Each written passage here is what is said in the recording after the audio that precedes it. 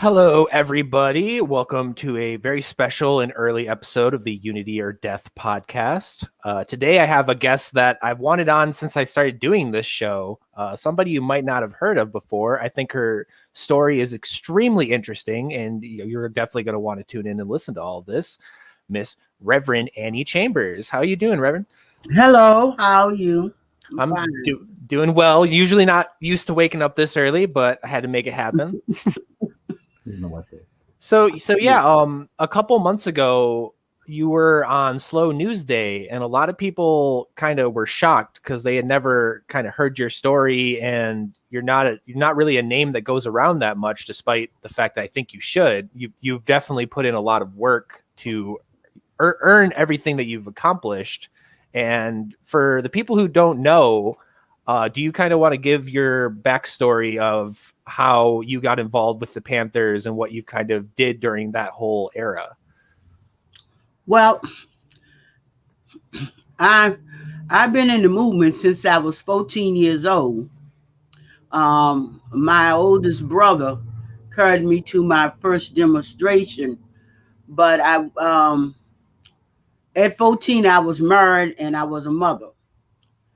But my father took care of my children while I would go on demonstrations. My brother is Brother James X. That's my oldest brother.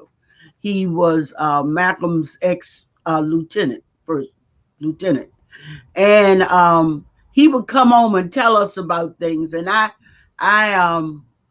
wanted to go. And so he carried me to my first demonstration in North Carolina. And I was just supposed to observe the demonstration, but I found myself in the demonstration. And my brother would get his people to pull me out. And when they look, I'd be back in the demonstration again. And so I began to just, push off the men and stuff. And so he said, okay, leave her alone, but please protect her. After that demonstration was an eye opener for me because I had never experienced anything like that, but I knew that's what I needed to be doing. I got married when I was 12 years old. My father married me off. I was a victim of a rape and got attacked and raped. And so that's how I became a mother. And I guess by the time I was 14, I had 3 children. So I told my father the next demonstration I wanted to go. And he said, okay. And even though I was married, I was living home with my family, my father. And he still sort of guided my life because my husband was in the service. And I had great respect for my father and still do today. As a grown up great grandmother, I still, if my father was here and said something, I would very much respect that. That's how much love we had between us. But I went from that demonstration to constantly going to demonstrations. The next demonstration I can, let me see, after North Carolina, it was in Georgia. And it was in Macon, Georgia. I remember that well, because by that time, my brother knew I wasn't going to stay out the demonstrations. What was it about them that kind of drew you? Was it the cause? Was the energy of the crowd, or was it? It was the cause. It was the cause of the demonstration because I grew up with a father that's saying, you is as good as anybody else. But I was in Virginia, Richmond, Virginia. I was born and raised in Virginia, and which is one of the racist states in America, is like this one that I live in now. that I call it the undercover stuff they like not to talk about. They like to talk about the deep south, but these, were racist states. And we went to racist schools. We um, basically had our own little community. We didn't socialize and deal with any Jews Jews, except the Jewish children. Their uh, father and grandfather and mother and stuff, they had a store that was maybe a half a mile away. And the black children and the Jewish children we used to play together. They didn't go to school with us, but we would, after school and we didn't know any difference. And I tell people now, children don't racism is something that's taught. It's not something that's already there, but we were together. So but basically it was always, even as a darker black person, lighter white, a light skin, I'm sorry, lighter black children and black people we didn't mix, So I tell that story a lot because there were two high schools in Richmond for black children. One was Louis Armstrong and the other one was Meg L. Walker. And the darker you was, the closer you got to the back. And my brother James, again, was a tremendous football player for Louis Armstrong. And my cousin Mike was light skinned, and he was the captain of Mag L's Walker's football team. But my brother could not be the captain of Louis Armstrong because he was dark. I had two sisters. They were twins, but my mother was very light. My father was dark, very dark. And one of the twins were light, and she could be a cheerleader, but the other twin could not be a cheerleader because she was my complexion, okay? And so my daddy would not allow either one of them to be a cheerleader. That's the way he taught us. So for me, it was fighting for equality. We didn't ride buses much because we lived like in the suburbs and we had the wagon, wagon and stuff. But when we did ride, we would have to get on the back. And if the back looked like it was kind of packed, you'd have to wait for the next bus, which may be 3 or 4 hours. You may not never get to where you're going if were black. So all these things my brother would talk to us about. And my father would always say, as a minister, you just as good as anybody else. And the fact that my rape came from a white man and the child that I bore looks very much like his people, other than mine, look white. For a long time, I had anger in me. A long time, there were anger about the situation, to the fact that I became a nationalist, and that in itself made me, want to be in the demonstrations. And I was in the demonstrations a long time before I became a Panther, but I joined the Black Panther Party. But through all of this, through all of my demonstrations and all of my activism, there was a man that stood beside me, but they locked me up. He'd go to all deep part of the South and find me when they put me in jail and get me out. And he was a white priest. He was a white man, Father Witchland. Father Witchland would always find me. If he didn't hear, we had a pact. He said, Annie, you call me every night. If I didn't call Barbara Witchland, he know where I was going. He would be there to find me. Because I remember one time down in Mississippi, they put us in jail, and they didn't take names or anything. They just threw us in there. And so Papa Witchland knew that I was in Mississippi, and he, know that I was going for the demonstration. And I had been there for about a week. And he had, he was trying to find me. So when he got to where I was, they were saying, oh, we don't know, who those women is back there. But I could hear his voice out there talking to the sheriff. Start hollering. And he said, that's my child back there. You got my child back there. And,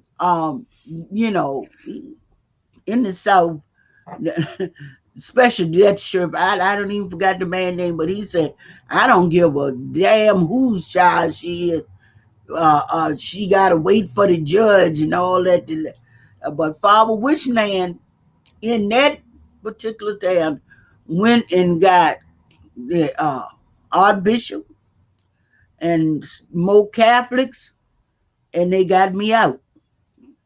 Was there a lot of things like that with the church and kind of the clergy of kind of being allies to the movement in a way like that?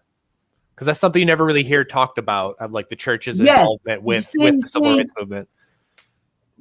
During that era, and that's what I'm shocked about now, that there's not a lot of clergy coming out, because during that time, a lot of the clergy did do work for us, but a lot of people, just regular people, helped us also. Black, white, Jewish people. I remember people don't even know that Amish people hid us out. We would be going to a town and have nowhere to stay. We have had the church that let us sleep on the basement of the church. Bo Connor. Woo! I at first I said I never seen nobody like Bo Connor till we got Donald Trump for president. Oh, he reminded me a lot of Bo Connor. That should have been his hero. Because Reagan's not that far off, and that was his big fan. He loved Reagan. So Reagan was, but I mean, Reagan was a sneaky racist. Okay, he was a sneaky racist. A lot of people still to this day don't know how bad it was, or like everything that he got up to. There's still a lot of worship of him, not realizing how bad he was. Yeah, but see, I look at Donald Trump and I think about, remember how Bo Connor looked, even though he wasn't as big as Bo and stuff, but I said he must have studied that man, and copied him or something, because they were a lot alike. But anyway, getting back to the story, we was in Bo's countries, he like to call it, and he sent out state troopers, Klansmen who were state troopers in the first place, and everything looking for us. And it was this farmer that we thought surely was a Klansman, but he wasn't. He found us because they would always give us a contact, right, when we go into a town. And he said, come. He put hay on top of us in this wagon to get us to his farm, to hide us in the barn. He had about maybe 6 or 7, children and a wife and stuff. And we were the scouts. We used to scout out the town before the demonstrations and stuff, and what happened, to see who what was the best who's gathering, who's watching, who's yeah, standing who's around. right, and all of those things. That's what we did. But anyway, um, I remember somebody must have tried to tell on him, to tell on this farmer, because they ascended on his farm late at night. But before they could do that, before Was they this the got police there, or just like random people, what clan was type? was the clans was they Right. boasted which was the state troopers he had. Right. His people, they weren't no difference. I mean, I've seen the state troopers turn into the clansmen and kill people, shoot people down. So, but anyway, he a minister came, a Methodist minister came, but there were some other people with him, and they put us in cars and had got us away before they got to this man's place. But they burnt his barn down because they thought we were in there. And then the next day, when we did have next 2 days after that, we had the demonstration, and Bo Connor laughed about it. And I said that man is like the devil. And I went home and told my father about him. I never got to meet him but that one time. See him but that one time. I didn't meet him. But I used to always say that man is the devil. I know that they say Wallace and all the rest, but Bo was a nasty man. And I didn't see another man that I felt was eagle up to Bo till we got Donald Trump for president. He seemed to enjoy it. That's the thing that always sticks out to me about Bo. He seemed to get off on it. He liked that power. He liked what was going on. It was more than just politics. Laughed. They were beating people with the sticks, and people didn't know that they used to see them with the guns doing like this. They had ice picks embedded, cut off the top and stick nails in the butt of their gun. They had razors and all of those things. That's what they used to do. Many people in the struggle got scars until the day on them because of that. You wouldn't even know you were stabbed or cut or whatever. And so, out of that, my thing was, no, I can't be in demonstrations like this and not hit back. I can't. I just can't do it.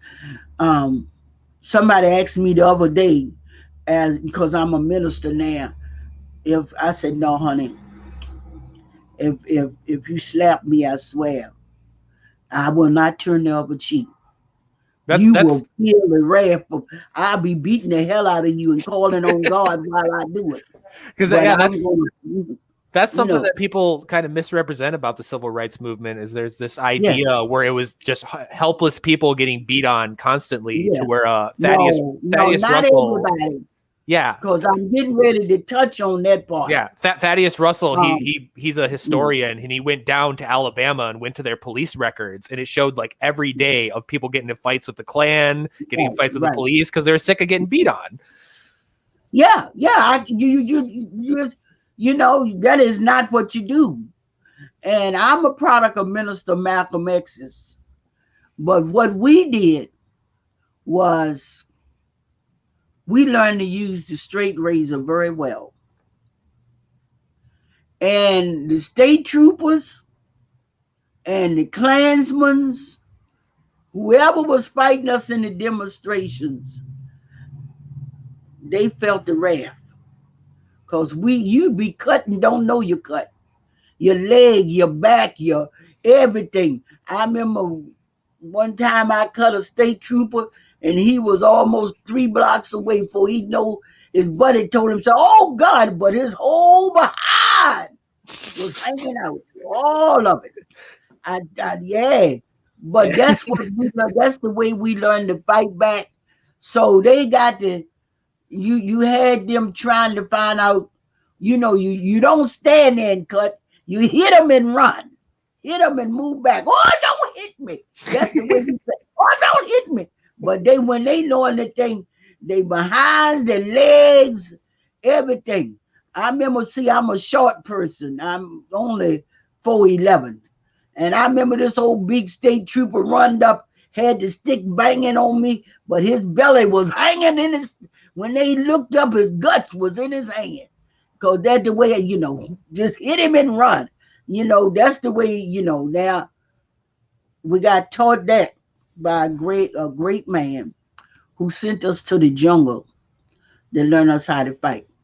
Fidel Castro. He taught us. Black Panthers learn a lot. Black people, have a lot they owe to Fidel Castro. Fidel fought and helped us fight, sent us resources, taught us how to fight. Black people don't know all the things that Fidel done for them. Yeah, that's never really talked about. King got money. Let me tell you, Dr. King got money from Fidel. Malcolm got money from Fidel. And the Black Panthers got money and supported it. Fidel would send and help Black people in America have movement. Hey, his thing was we had to fight and have a revolution. But Minister Malcolm had the foresee of why we should not have a revolution. Cubans were fighting for Cuba all together, liberation. Black Americans were fighting in America against racism, oppression, and all the other stuff. He said to us, we're going to fight a revolution. It's going to take longer, and we have to fight it another way. Even though he used to tell us, never go looking for a fight. But if they bring it to you, you leave your enemy land. You don't let them get up. That's why have you ever heard of a Muslim being hung? No, why? Because we did not go out 1 or 2. At least 10 at a time. And you are not. And I will repeat this. I'm not talking about Muslims now. I'm going to say it Muslims. There's a difference. You did not go out unarmed. I ain't going to give you power to take my life. We always stayed ready. We didn't wear the long dresses just to be wearing them, brother. They didn't anyway, because I didn't wear the long, but I had my stuff on me.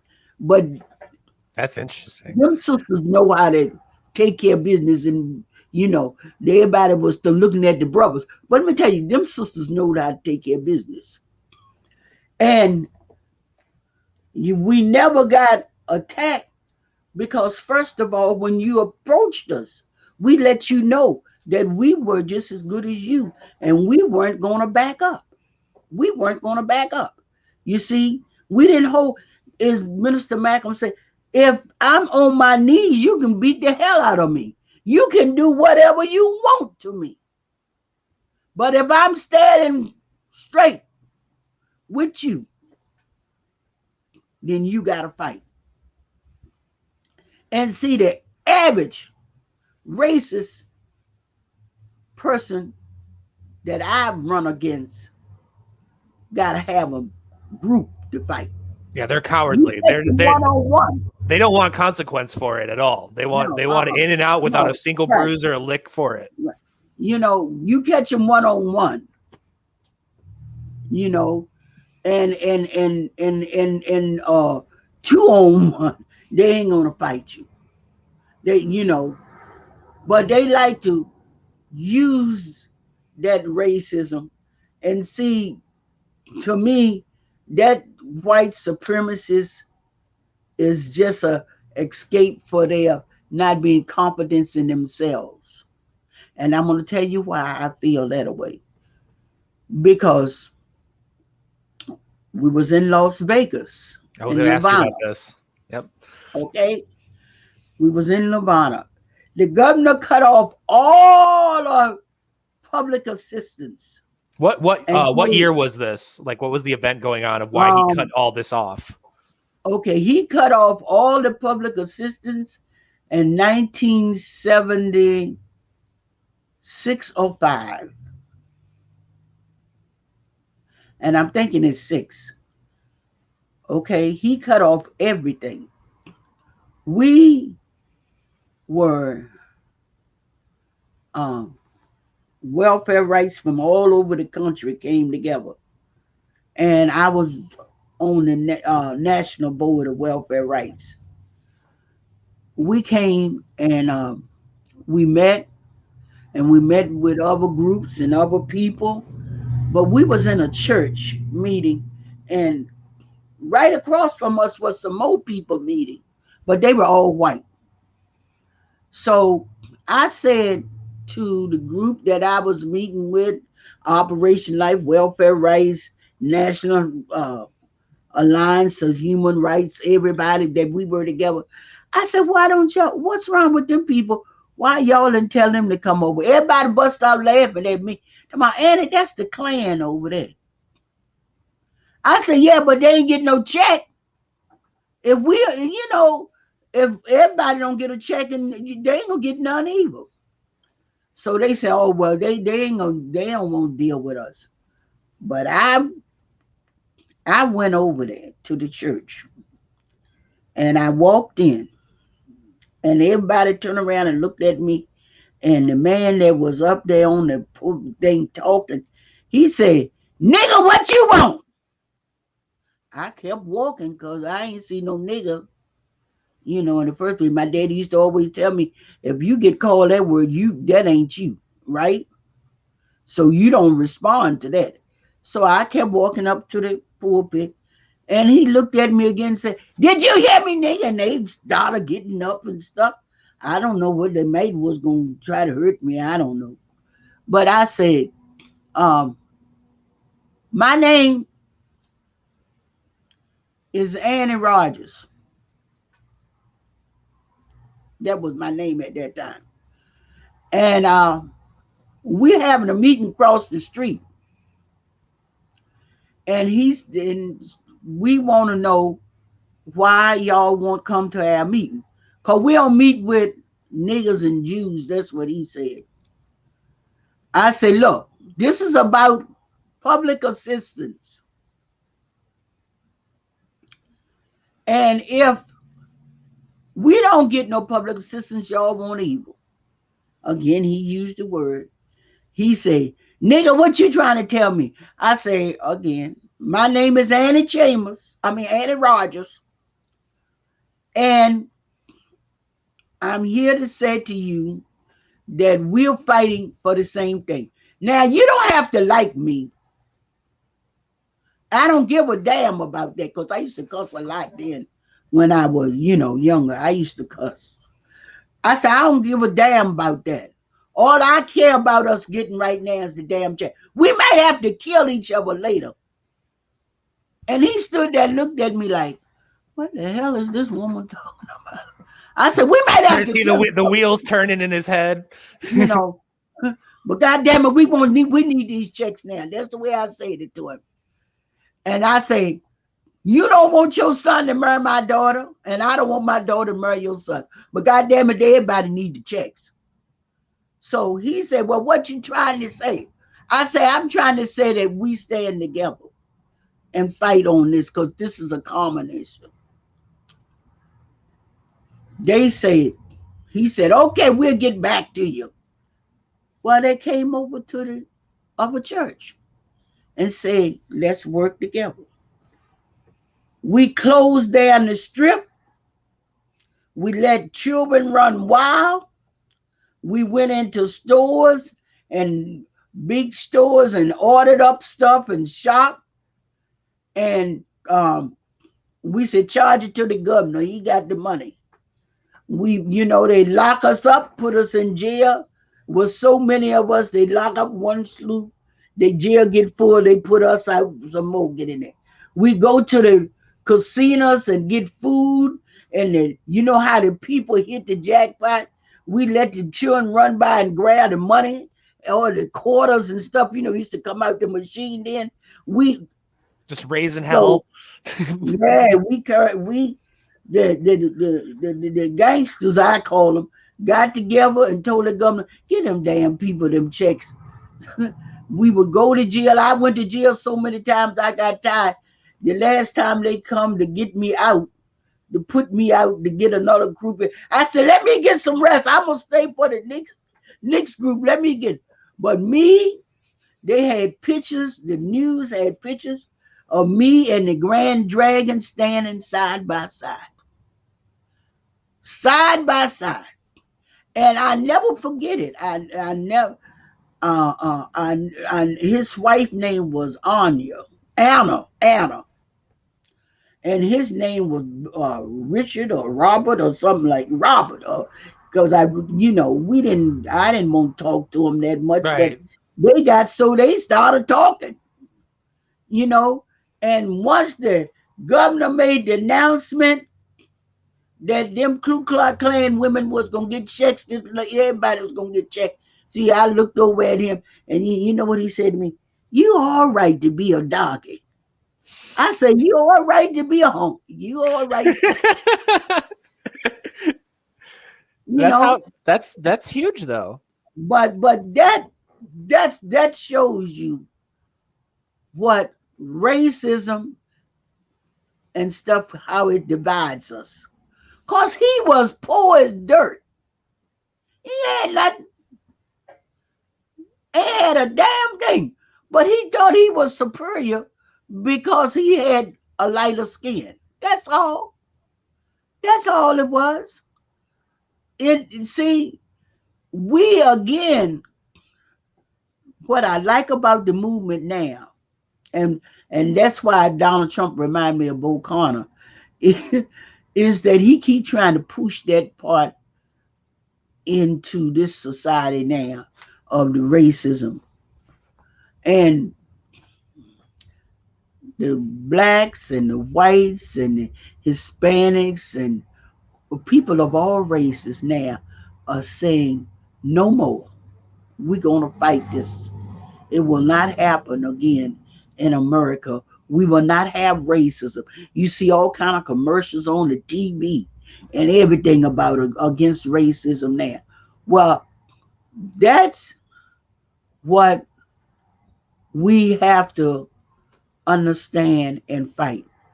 But we have another fight that people are not looking at, and that's class. We have a class fight in America, because that man from South Carolina last night that delivered that address after Joe Biden is just about the dumbest class. All he's thinking about is my daughter called me up early this morning, one of my daughters, and said, Mom, you got a name for him yet? Because I name people. I say, I'm trying to think of a name for anybody can be that dumb as an ass and talk about America is not a racist country. But it's class. He may have been dirt poor, but he just thinking about himself now. He's not thinking about pulling up nobody else and helping to make change in this country. Because long as we live in this country, this capitalist country, there's going to be racism. There's going to be class, because that's how they make their money. If they didn't have that, if we were all treated equally, then we wouldn't have that. You see, so we got to also deal with class in America, along with racism.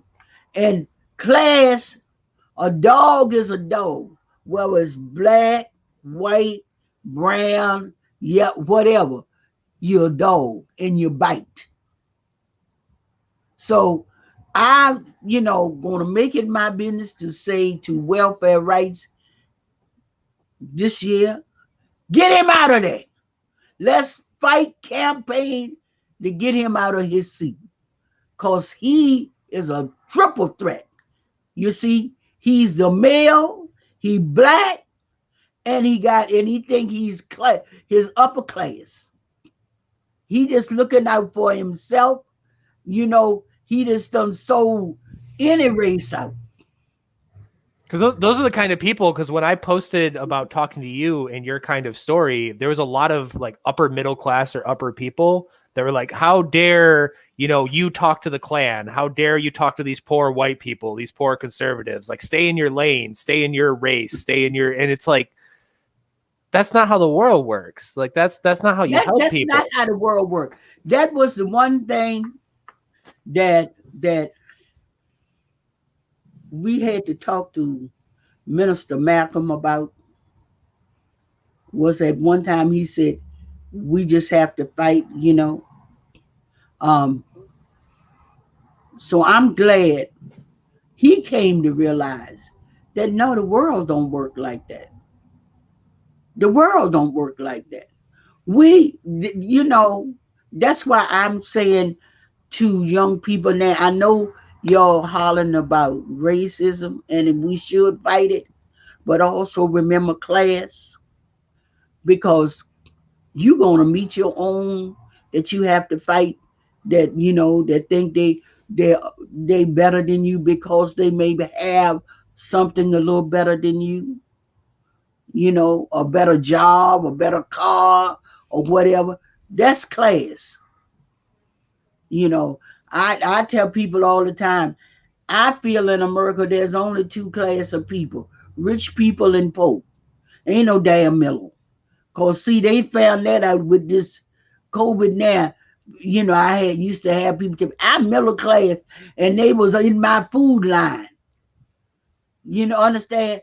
I said, done fell from middle to the poor. You was always poor. You was one few paychecks away from being in the same situation other people in. Yeah, you were allowed to be middle class until you weren't.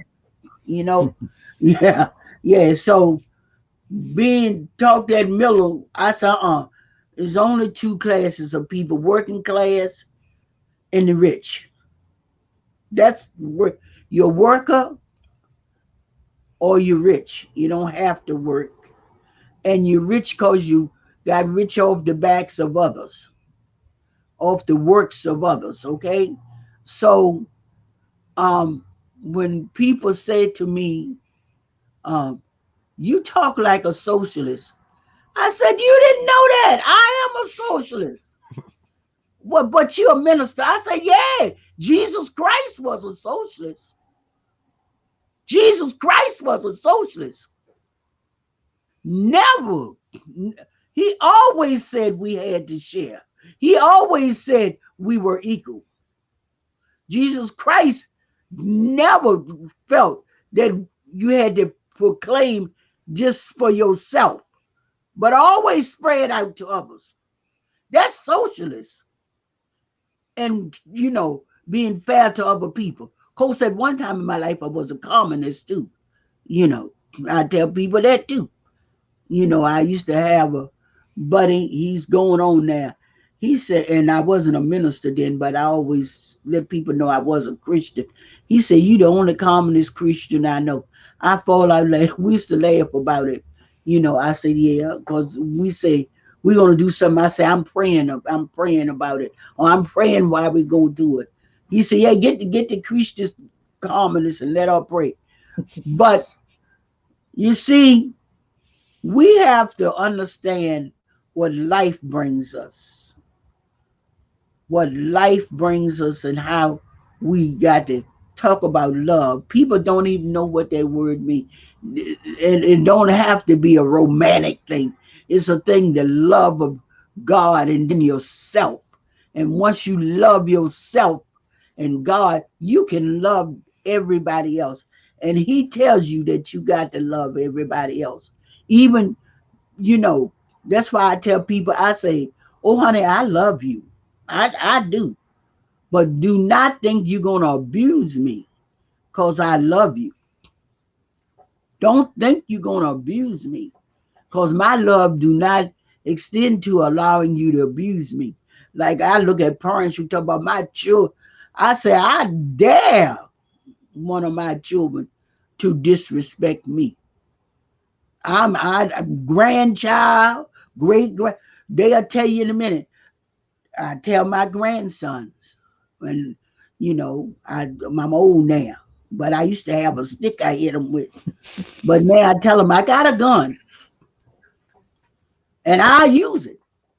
You don't know how to. If you can't respect grandma, if you can't respect mom, don't come around me. Don't bother with me.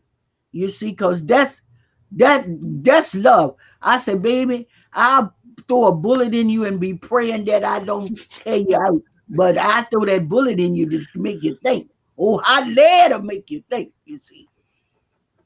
You understand? Mm-hmm. People, love is what you feel in your heart. If you can pick the least of your brother up off the street, a sister off the street, off the give someone, help someone else, you understand? Then that's love. That's love. That's the love Jesus Christ had for us. But did God not the Father strike when he got displeased with us? So I ain't good as God, and I tell people I'm a follower of Jesus Christ. I'm not nearly as good as Jesus Christ, no God. So why you think you're going to abuse me? Why you think you're going to do me wrong?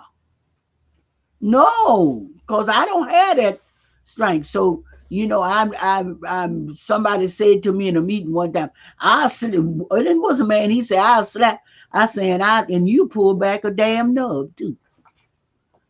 You may reach out to slap me, but you pull back a nub.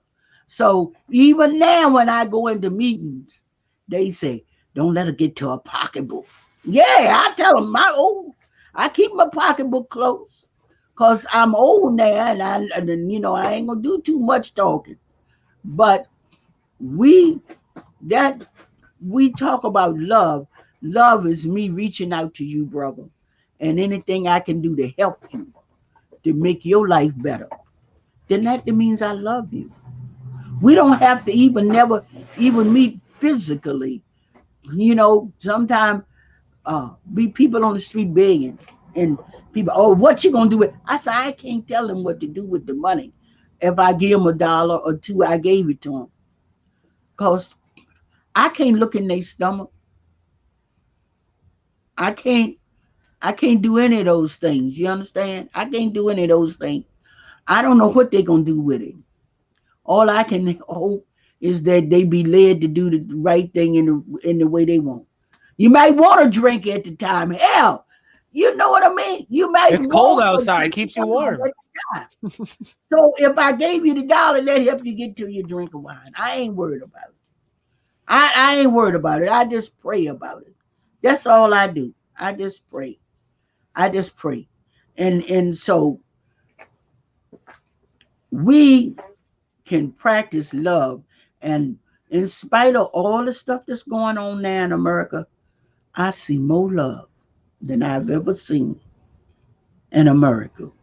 And it's coming from all directions. All the young people, all the people you meet that's out in the streets saying they want justice, that they demand justice and change in America. America can't stand the way it is. This is the revolution that Minister Malcolm talked about. This is the revolution. Even when Donald Trump sent them poor crazy people to the White House, to the capital state, when he sent them there and then lied to the people. See, that Bo Carter used to do stuff like that too. He would stand there long as he had all this protection with his old big stick and talk junk. But if you'd have caught that old big belly thing by himself, he'd have probably run.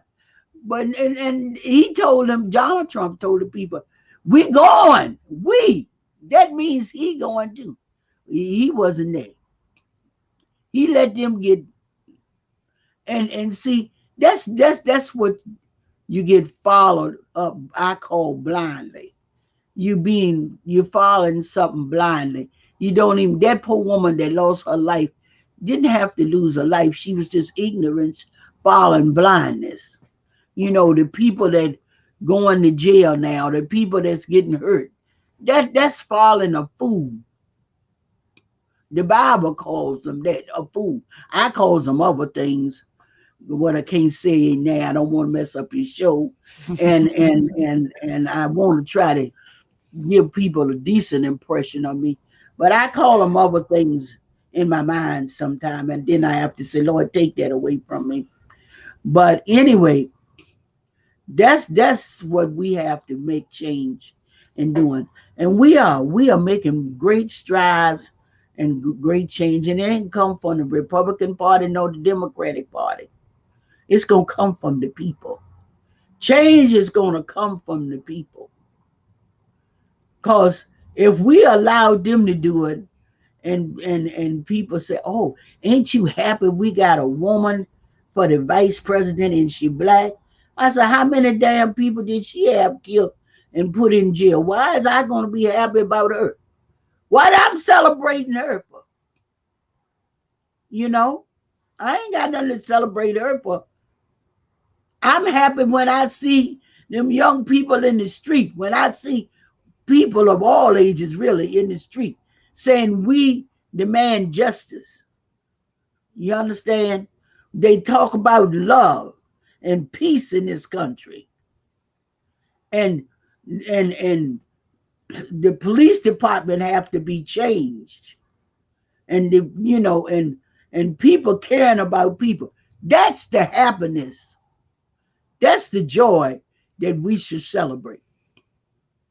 No, yeah, you're good. No, because I'm myself included, am part of an organization called the Unity Coalition, and you're seeing more and more these days of conservatives of across races, across lines, across countries, people finally starting to get it. The last 4 years have been very divisive, and people didn't want to talk to each other, and people wanted to fight each other. And now increasingly, you're starting to see people come together. And obviously you have, the detractors, the people that will scream and shout and have to be dragged, into the movement because they don't want to talk to each other and they want to sit in their little bubble and have their own justice. And if that ever works out, I hope the best for them. But unity is coming. Unity is happening. And it's perfect that you kind of, came into my worldview right when I was going out and talking to these conservative militia guys and these BLM protesters and being like, hey, we all want the same thing. We're all struggling right now. Everything's gone sideways. Right. Let's work together. And then you popped into my worldview. It was very serendipitous. It was a gift to me for me to be introduced to you. So thank you. No, we all gonna have to work together with this. We all in this revolution, new world revolution together, all over the world. I had friends in England out there demonstrating because of Breonna Taylor, George Floyd in England. I had friends in Cuba, all over the world. I had friends, in China even, out there demonstrating. So, and these are people I know personally that gathered up people and demonstrated against the injustice in America and shine the light and the eyes on America. Okay. I had friends even in Russia talking about and demonstrating what's happening in America against us as a people. And I don't never want it to be just a black movement. I believe I know we're gonna, and we will continue to fight for our justice and freedom as black people, but we got to also fight for freedom of all people, everybody, and fight against a class struggle in this country. That's what we got to do. So If somebody told me about the skinheads, I say, if they had any sense, or if somebody with sense had a chance to speak to them, then they would see how injustice and how crazy it is to even think the garbage that they think. They would see how stupid it is to think the garbage. And I tell them, see, I use just plain words. I ain't got no big words. I got a master's degree, but I don't use them words. I use plain words. You stupid as hell. I tell them just like, you just stupid as hell. It don't even make sense to stuff. Some of the stuff I hear young people say as skinheads and everything, and what that other group, the good old boys, what all that kind of bullshit. I say they just about crazy. They don't know anything at all about what's going on in the world around them. They done built a little world of their own. People in their bubbles. It's gotten better and worse on that front. Yes, but it's better. It's better. Cause let me tell you something. You got children 9, 10, 5 years old ready to get in the movement. That's in the movement. That's fighting. That's marching. You see parents with their babies up on their shoulders in the movement, in the demonstration. And that means something. Because all of my children, I'm the mother of 25. I got 12 sons and 13 daughters. I don't have a child that can tell you that they didn't get out there and march. If you could walk, you could march. And sometimes we had the stroller pushing it along, pushing it dead along. My friend who's in Detroit laughed about my daughter had the baby carriage while we was in the demonstration, and she said she must have had about 6 of them in that carriage, but they were rolling in a big old. I used to have this big old carriage, baby carriage, and the children that were like 2 and 3 and 4 and stuff, they get in the baby carriage and roll along, walk some, roll some, but that's I see that now happening. I see, we got to teach our children from very young age that we're changing the world. We're going to make a change in this world. And it may not come in my lifetime. I'm going to live to be 100, but it may not come in my lifetime. You might beat 100. You're pretty spry right now. I give you 110. Well, I'm 79. I'll be 80 in August. So I might make over the 100, but I know I got that 100 because that's me and God got that pat. I'm gonna be that 100, and I'm gonna be able to fight until I go leave here. So, but we have to fight to make change in this world, all over the world. America can point their fingers and talk about human. I listened to Joe Biden talking about some human rights. I say you ain't even got human rights in your own damn country. How you gonna point to somebody else's country? How you gonna make change somewhere else? And you change your house before you go out. So wagging your finger at me while you're bombing countries, stealing from countries. Back your thumb. Do it like this. Point your thumb, because that means it's going back to you. Change, make change. But we are getting better. We're getting better. And all over the world, I see things are changing. Things are changing, and there's hope for the human race. There's hope for us. I think people need to hear that because it's been real negative the last couple of years. Everybody's kind of down. Everybody. They need to hear. There's a chance. There's hope that something good could happen. The sky is not falling. No, there's hope for us. Even years ago, Well, not years ago, it ain't been that long. You would not see the transgender community and other groups locking hands, but they locking hands now. We know that they children of God just like we are. We all human beings. You know, they locking hands. I love it. I love it. You know, I tell them whatever y'all fight is, come get the Reverend. She be with you. I fight for against injustice right along with you. You know, cause again, racism and ignorance is it have held us back so long. And when I say us, I'm talking about just working class people in this country so long. You know, uh, blacks, I mean, whites were told, oh, you better than the blacks, and they would try to get him a little bit more so they could have it all. Okay, that's all racism is, you know. And when we attack the transgender brothers and sisters, we attack them. They attack them on the fact of, you know, that ain't natural. Who are you, God? Do you know what's natural? Did you make them? You understand? You don't have that right. You know, I remember I used to, is a man became a senator here in Baltimore, and he's gay. And that was the first thing they throwed up to me when I started working with him. I said, no, I didn't say I want him for a man, but he doing the right thing. He fighting for people.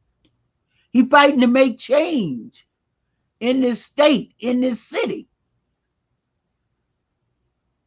I don't care about, I ain't in his bedroom, he ain't in mine. He don't know what I'm doing either. You might not like what I do either, you know?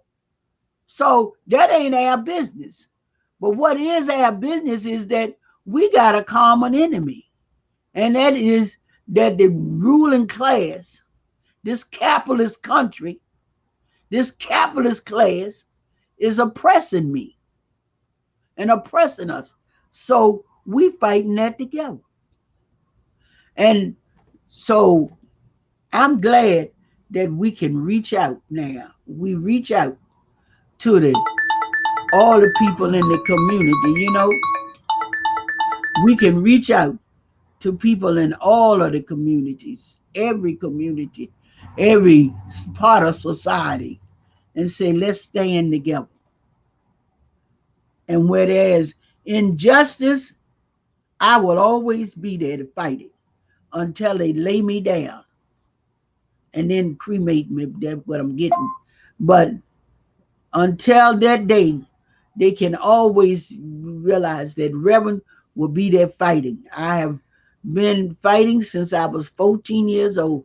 And when people ask me now, some of my old friends, that what I'm, girl, ain't you tired yet? I say, you tired of being oppressed yet? You tired of racism yet? I can stop whenever y'all stop. Nope, I ain't tired. Popular? Is that what I keep hearing the phone going off? Yep, I'm going to keep on going. Right? So, yeah, that pretty much covers everything for me. The only question I wanted to ask you real quick before we go away is why do you think that even people that are allies of kind of, Black liberation and stuff like that, why are they so hesitant to talk about the Panthers? Because the Panthers never really get talked to the media. If you look nowadays, you think that they went away in the 80s and they don't exist anymore. But I have friends that are Panthers all over this country. Right. I want your take on why it is. Well, because see, the Black Panther stood for something that still today, the ruling class and upper class people wasn't ready for. And that was, we stood for change and self-respect. Remember, George would talk about that all the time. Your self-respect. Bobby had a saying was, If you can't stand for something, you don't stand for nothing. We made this society respect us. We made them respect us. They would like to erase that part out of history. That's why they came after us so hard.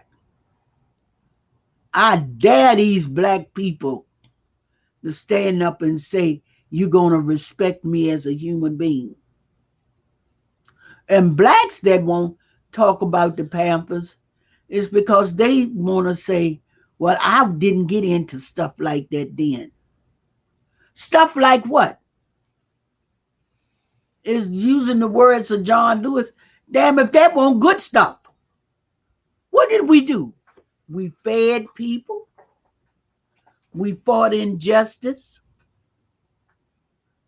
We made sure people had a place to live. We educated people. We were the ones that brought out the free breakfast, free lunch, even free dinner, and showed that children learn better with a full stomach than an empty stomach. We fought sick. We got doctors and nurses to help us even with the sickle cell, because that wasn't being addressed. And most of the time, people with sickle cell are black or Hispanic, So that's what we did. But we were teaching self-determination. That's what self-determination is, and self-respect.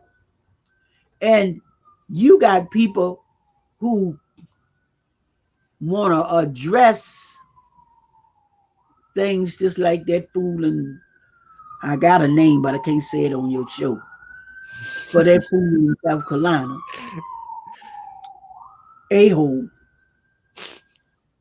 okay, who just want to look out for itself, just like as Minister Malcolm used to say, there was a house Negro and the field Negro, and the house Negro just loved the master. That's him. That's him. Is we sick, boss? When the field Negro say, I hope his ass die. I hope boss die. But you see, there are some people just can settle in their life for what I call earthly treasures. I call it earthly treasures. He got somewhere to live. He got a place to go home, eat, and and stuff. And he remembered when he didn't have nothing to eat and all of that. And since he got it, he refused to fight for somebody. He's holding on to it. He got his fist balled up. He got his fist balled up.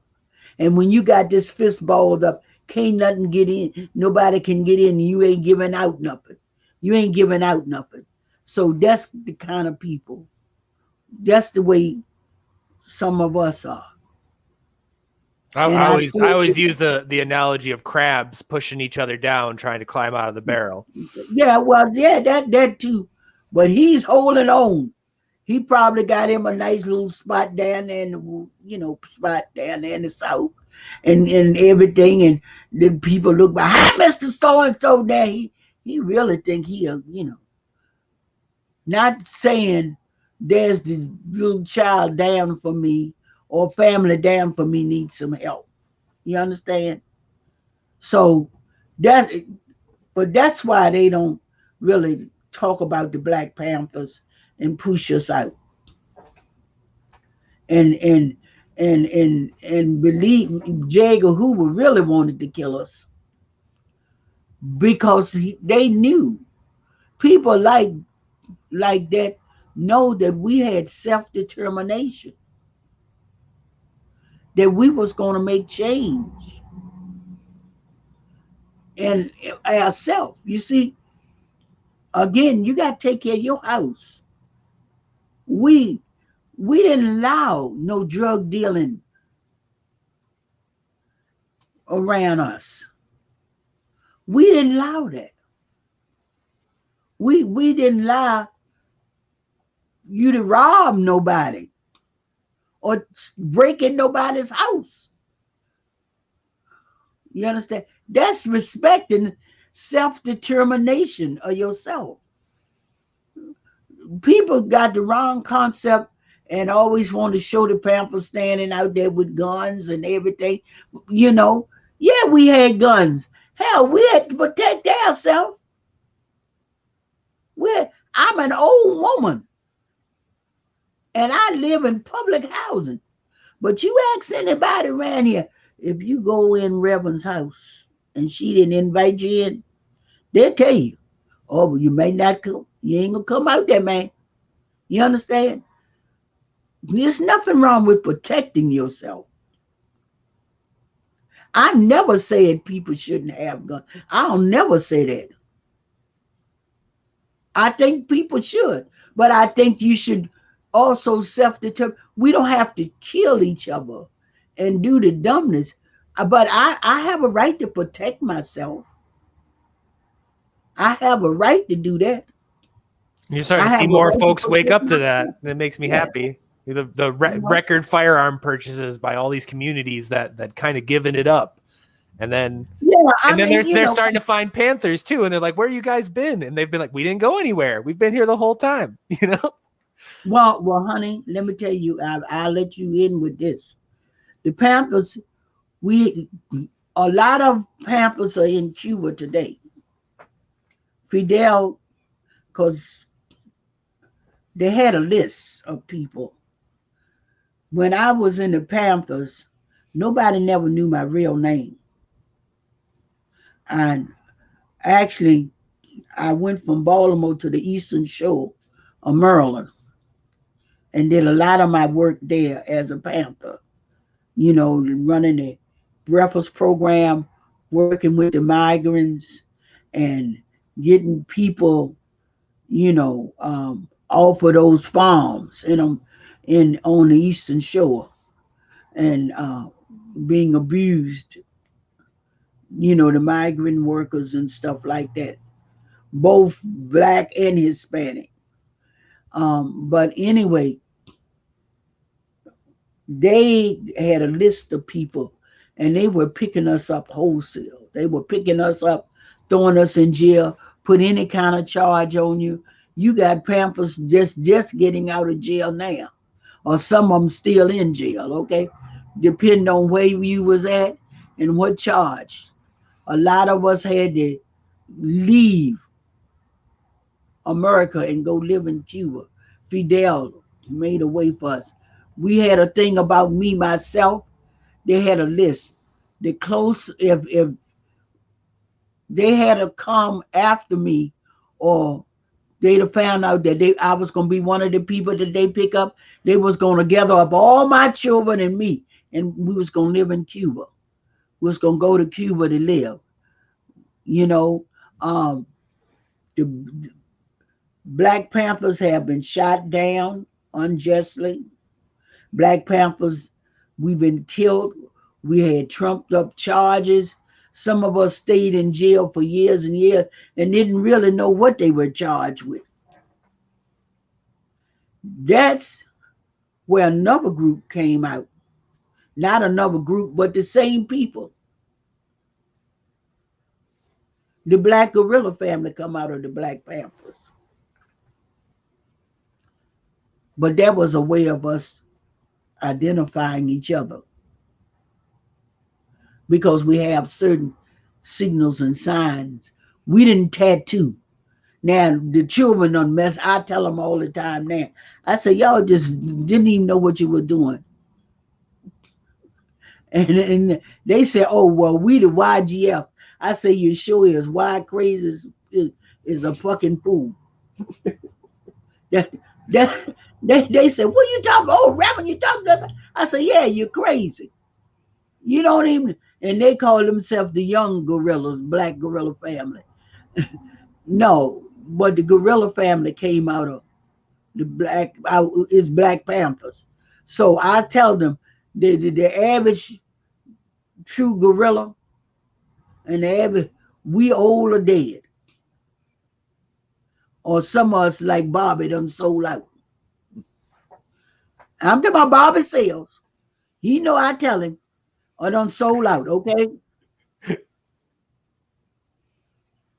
So, you know, we even though Bobby did some good things and fought hard and gave up part of his life, but once you're Panther for life, and you know what that entails. You don't just take that oath and then go do some of the things that I see some of my Panther brothers and sisters doing now. Or I call them the ex-Panthers. Because you ain't no way you could be a Panther and do some of the garbage that they doing, okay? How you gonna be a Panther and join the damn Democratic Party? How you gonna be a Panther and join the Democratic Party? You know, Bo Connor was a Democrat, you know that. George Wallace was a Democrat. All the things that you can look back on and even tell today with Democrats and people talking, well, what are you, a Republican? I said, no, hell no, I ain't that one of them either.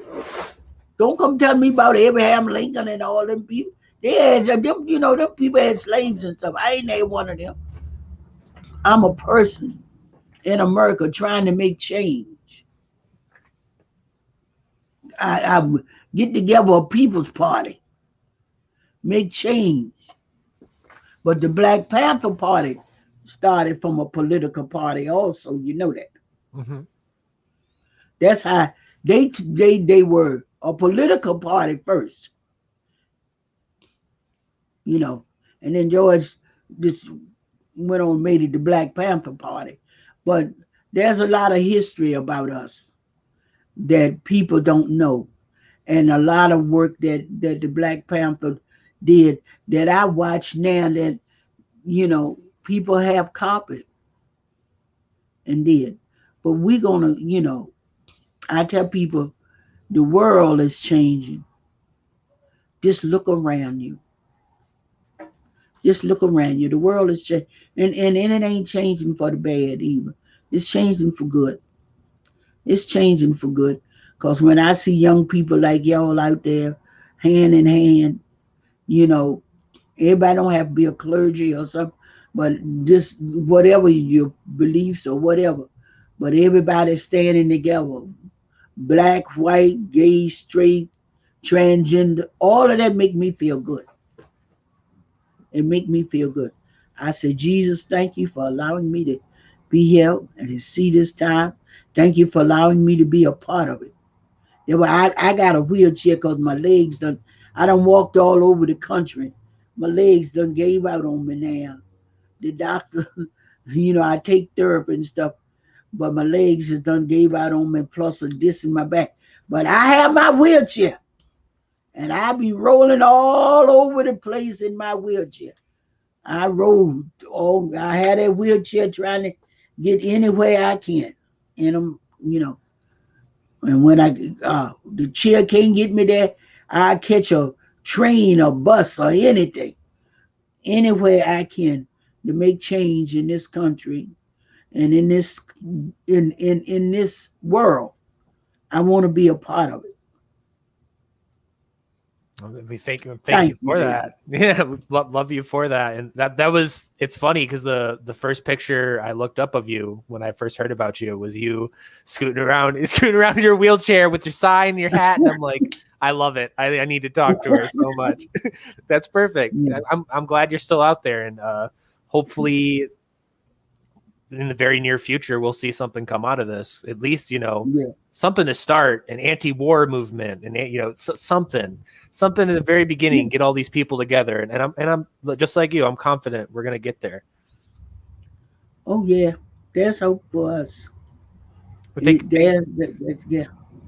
you so much for coming on. I'm super honored to be able to talk to you, and definitely, do you plan on like any more shows you going on? If I can tell people to catch you, or just kind of look out for your name anywhere. Well, Ian got my schedule.